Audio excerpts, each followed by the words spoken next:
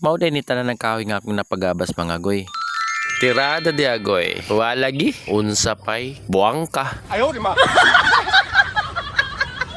Sa ako nang giingon sa previous vlog na ako mga goy nga kani nga kahoy ako aning himuon og tindahan. Unya kay kulang-kulang palagi ta og budget so dili gyud nako makuha ta na materyales. Mao to nga pag human na mo og pagabas manguli na mi dito sa amo ang gipuy-an dito sa ilahang Pinoy-anan gyud kay dito mako nagpuyo sa ilaha. Kay wala palagi ang tindahan kung naa ang tindahan pabutangan man to nako og higdaanan nako kay para diri na po ko mag-start sa ako ang tindahan. Kay wala man koy balay aning lugar. Unya mao to kay lisod man ang gianan diri sa paingon sa uma sa among gipagabasan mao to nagbaktas na lang kog una paingon dito sa may highway ug diri na ko naghulat sa iya. Kay hinayram pud ang dagan sa motor mao to nagdagan-dagan na lang ko para mauna ko gawas sa highway. Bahala og hangak kaayo. Ang importante dili ta makalimot og ginawa. Unya kay dagan pa man kay kulang sa mga materyales unya wala man po koy mahimo dinhi sa ilaha mao to na nagdesisyon na lang ko nga mobalik sa Tagum kay dito sa ako magpundo og pila ka adlaw. Mao to nga pagkahapon nato nagpahatod ko sa ako ang igagaw diri sa may crossing highway diri sa may Nabunturan kay para magatang og bus pauli sa Tagum. So wala na abti og mga duha ka adlaw ni balik na po kog Nabunturan kay nakadawat man kog kwarta mao to nagpapalit na lang po kog balas og hollow block kay para gamay na lang ang kulang sa akong materyales. Pag abot karon sa balas og sa hollow block nga akong gipapalit amo na sing gi-file sa kilid so ang kulang na lang nako karon bakal, simento og ang amakan nga para sa bungbong. Mao to nga ni action kong kabalaka kay basig madawat ang hollow block baka isa pa makabulan o sa kung makadawat na pud og kwarta kay para pang palit na pud sa bakal, simento og sa amakan nga para bungbong. Pero laban lang gyapon ta diring dapita basta ang importante di ta makalimot og ginawa. Ingani man gyud ang kinabuhi sa tao usahay na problema pero naa gyud na siya kasulbaran kay dili man tatagan sa Ginoo og problema nga dili nato kayang sulbaron kay mao gani gihatagan tag utok kay para at least kita na mosulbad sa ato mga kaugaling problema. Unya kay wala man gyud koy mahimo din kay wala man gyud koy kwarta nga pangpalit sa mga materyales mao ra pud ni amo ang ginabuhat pagkagabi nagrelax